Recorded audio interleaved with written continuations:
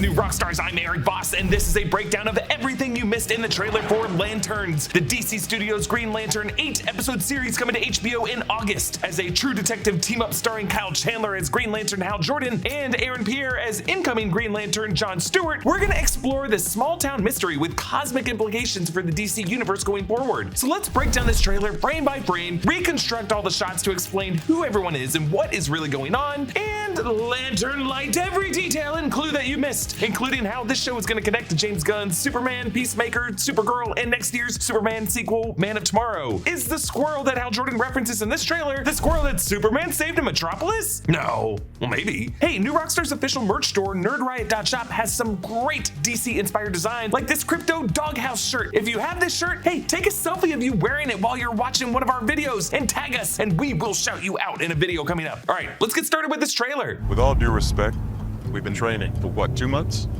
And I haven't even worn the ring yet. Don't get hung up on the jewelry, Junior. You're just a fucking substitute teacher.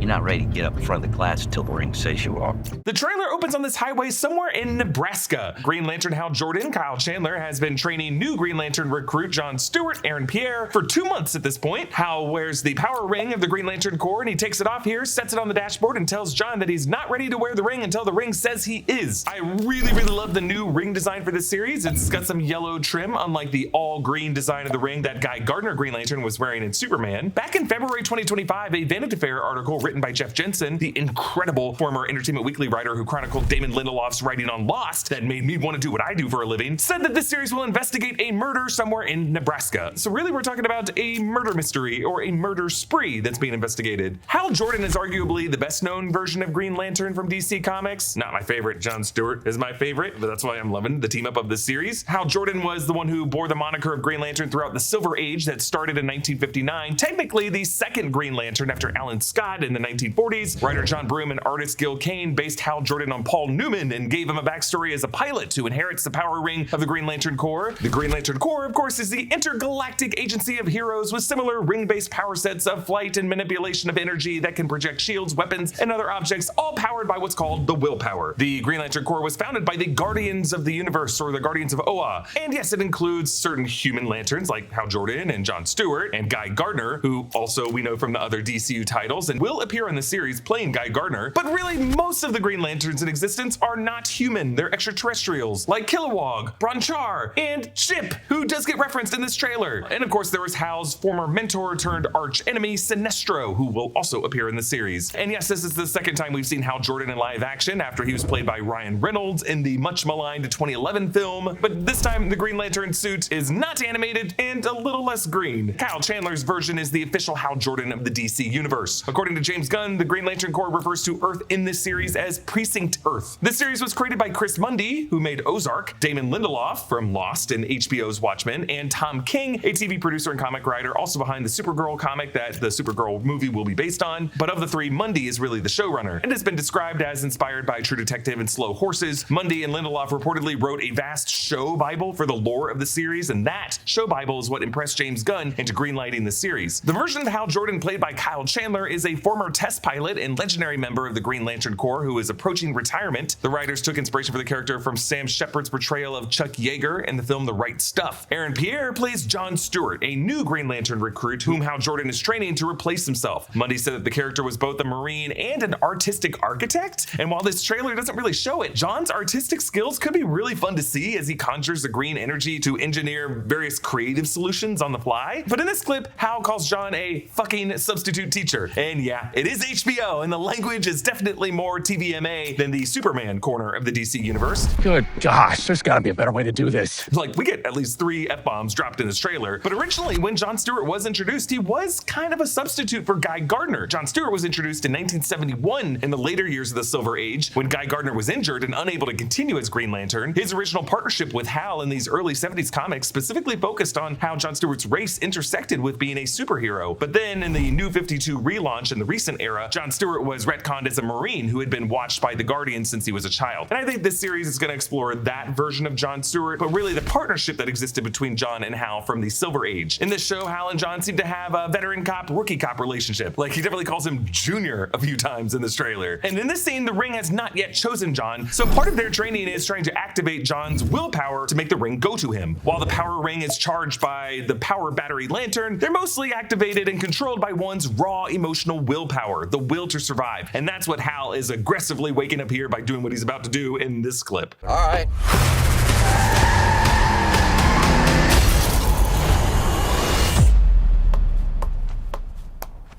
I could have died. You want me to train you? I'm training you. Yeah, it looks like to fulfill Jon's request for more practical training, Hal recklessly leaves the ring on the dashboard and ladybirds out of this car, allowing this beaut of a vehicle to careen off the mountainside road with Jon still inside, trying to awaken that raw willpower. So this way, Jon's gonna have to use that willpower to bring that ring to him and save his ass. We don't see how this resolves, but Jon must be successful because he is wearing that ring on his middle finger when he walks up to Hal afterward at that food stand. And I hope that Jon saved the entire car with like a giant green Hot Wheels loop track or something, because Hal did not have to waste this whole vehicle like that just for the lesson. Or he's probably gonna just say that a sudden extreme life or death stake of a situation is the only way he could have produced that willpower in Jon. This outdoor eatery will be the location from which Hal later flies away later in the trailer, so I guess that ring is gonna zip back to his hand and Hal's gonna leave Jon behind to go deal with something else. All right, moving on. Something is off here. I can feel it. This is my town. You're a big shot. Noted. In this part of the trailer, Hal and Jon drive a different car through this small Nebraska town that looks mostly deserted. Like, some of the storefronts look completely dilapidated. Now we're getting into the real mystery of the show, because in true detective style, Hal, doing his best Matthew McConaughey brooding voice, senses that something is off about this town, something he can feel. It's almost like he's about to say, "The center ain't a sentient being as much as it's a flat circle." Yeah, head of DC Studios James Gunn has said that the central mystery of this series will tie into the broader cosmic mystery of the DCU and the Salvation run that was introduced in Peacemaker Season 2. After Peacemaker finished, he told reporters in a conference call that the two big reveals of Salvation and Checkmate in Peacemaker were, quote, always pretty instrumental in the overarching story that I'm telling in the DCU. The other shows, like Lanterns, is very connected to all of that. It may not seem like that, but it is all very connected. So keep that in mind as we watch Hal and Jon walking in on this big town hall meeting, where in the foreground on that stage are a black hat and a white hat. Yes, classic Western imagery there. The white hat being the good guy, the black hat being the villain of the story. And the white hat is worn by Kelly MacDonald's character, Sheriff Carey, an original character for this series, based on other shots of him on horseback later in the trailer. I think that black hat is Garrett Dillahunt's character, William Macon, described as a modern cowboy who hides his self-righteous, conspiracy-minded personality behind a charming facade. Sheriff Carey is married to William's son, Billy Macon, who will be played in the series by Jason Ritter. Overall, we're kind of looking at a small town, Yellowstone ruling family dynamic, but in Nebraska instead of Montana. You know, these Western towns where there's like a big cowboy rancher family who owns half of the town and rules it like a kingdom. It just has a bunch of ranch hand goons with guns who enforce their turf wars. But I love seeing Kelly MacDonald in this series. She is an acting heavyweight, so talented. She seems to be an enforcer in her own right. The real white hat cowboy who might be at odds with the powerful family that she married into. Moving on. You're a big shot. Noted. But stay the fuck out of my way. Think she hates your guts. It's the way she hates them. This is a stupid plan. Not that stupid. That I don't doubt. Here in this part of the trailer, we see a messed up diner where standing in the foreground is actor Paul Ben Victor, who's reported in the trades to be playing a character named Anton. While he seems to be human here, he's actually an extraterrestrial who is, quote, devoted to exposing the truth and exacting vengeance against those who wronged his people. And he's described as delivering his own brand of justice consumed by his hatred of the law. There are some theories that Anton could be actually a code name for a character named Atrocitus. Atrocitus is an awesome character from the Green Lantern comics. Before the Guardians of Oa created the Green Lantern Corps in ancient times, they created the Manhunters, who went overboard and slaughtered all living creatures in Sector 666, leaving behind a group of survivors called the Five Inversions, led by Atrocitus, who vowed to avenge his people. Kinda sounds like the character description of Anton, if you ask me. Actress Purna Jagannathan, who plays a character named Zoe on this show, said in an interview that the Guardians would be part of this series. All the characters you love and you know, the Lanterns and, you know, the Guardians and the Sinestros, like all that world is still intact. And just to remind you that the Guardians of Oa are really the founders and leaders of the Green Lantern Corps since its beginnings 3 billion years ago. And that 3 billion years ago could be important on this series. I've had a theory that the reason James Gunn used the number 3 in its prologue for his first DC Studios film, Superman, 3 centuries ago, 3 decades ago, 3 years ago, 3 weeks ago, 3 hours ago, 3 minutes ago, that really the number 3 is going to go further backward with lanterns that could say 3 billion years ago the Green Lantern Corps was founded. And our Earth is conveniently 4.2 billion years old, so something could have happened in the early years of this planet. Then we see a scene that feels like it's out of Kyle Chandler's other iconic series, Friday Night Lights. You remember the phrase, clear eyes, full hearts. Thanks, Lantern, for letting my eyes be clear.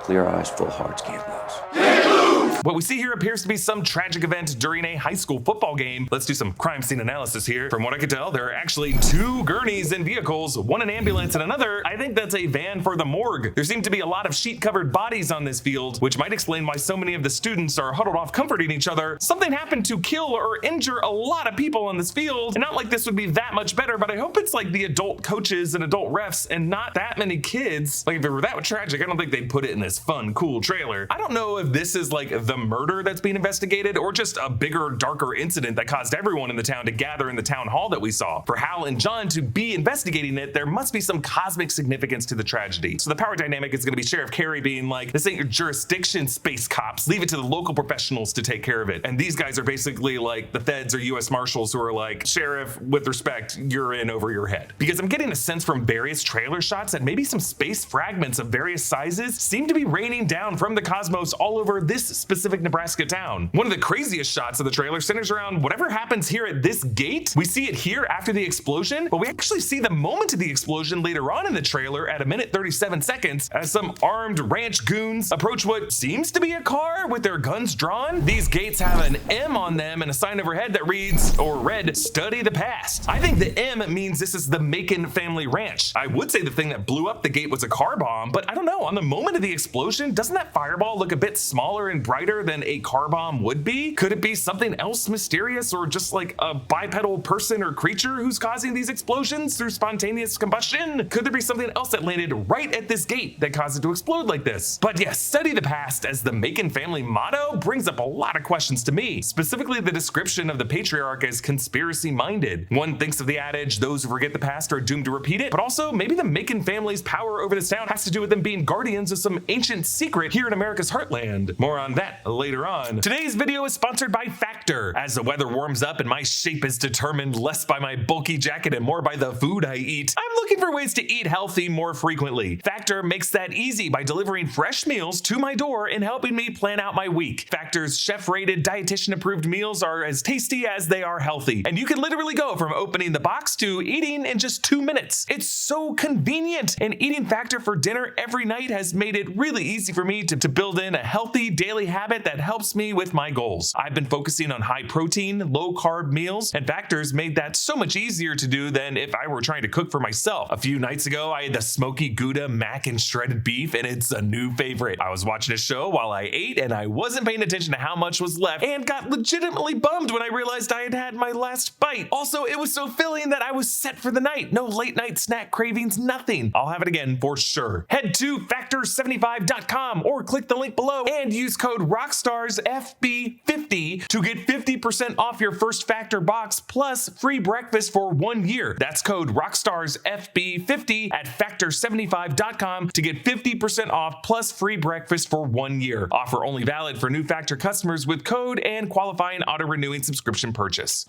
The Green Lantern's oath is to protect people. And we both know I do a better job of this than you.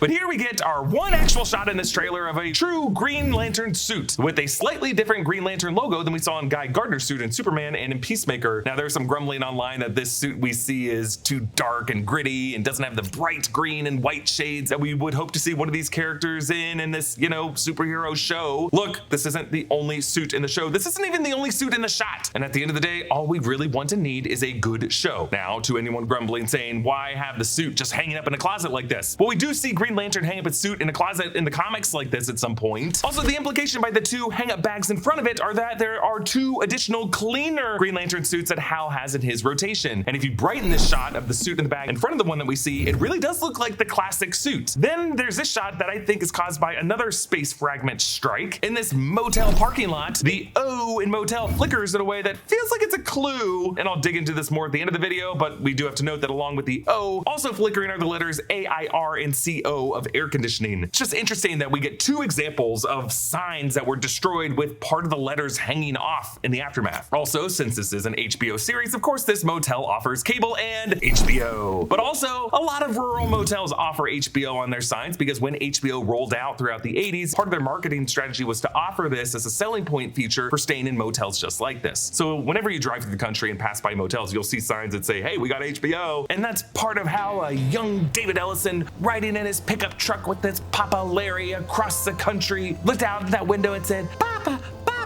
I might want to buy me that HBO someday. And he said, we're too poor, boy. We'll never be able to afford that fancy pants Gary Shandling syndicated TV service. And he says, you'll see, Daddy, one day we will. Yeah, I'm pretty sure that's the origin story of the Ellisons as reported by Barry Weiss's CBS News. But anyway, I love this moment where the rookie John Stewart lectures Hal Jordan on the oath of the Green Lantern Corps and how it's to protect people. And John says that he does a better job with that than Hal does. Makes me wonder, who did Hal allow to die in the past? Laura Linney is supposed to be in the show, rumored to be a version of Star Sapphire, but she's not in this trailer. Maybe she dies in a flashback and it's Hal's fault. Now, technically, the Green Lantern oath that we know does not explicitly mention anything about protecting people. In brightest day and blackest night, no evil shall escape my sight. Let those who worship evil's might beware my power. Green Lantern's light! But hey, maybe John Stewart interprets the parts of blinding the shit out of evil as protecting people, and it kind of is. But also, maybe there's more to the oath that we're gonna learn from the Green Lantern Corps on this series. Let's move on. This is my job. As long as I'm alive, that ain't changing. So take a deep breath, Junior. You're old.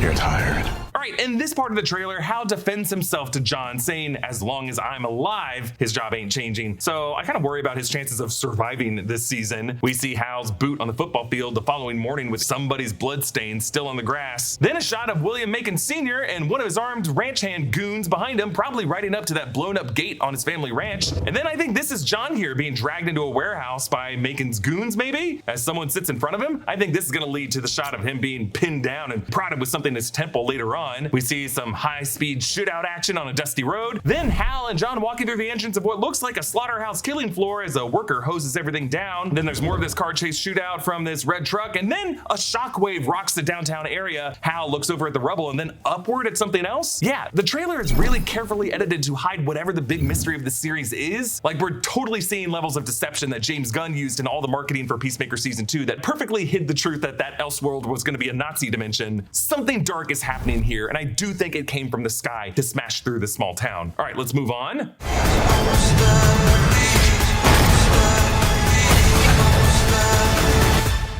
Your time is up.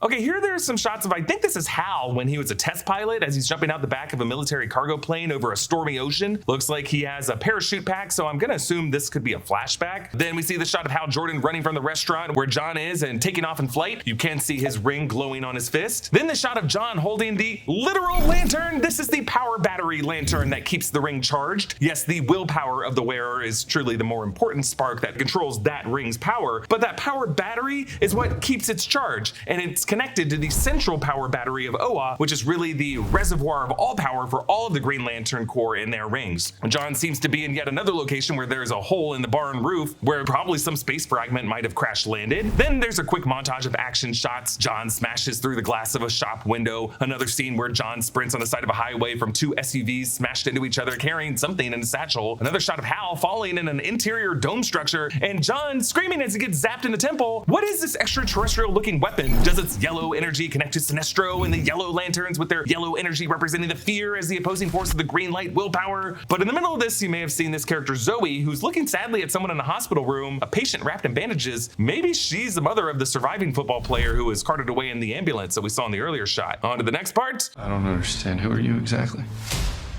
Hal Jordan, Green Lantern.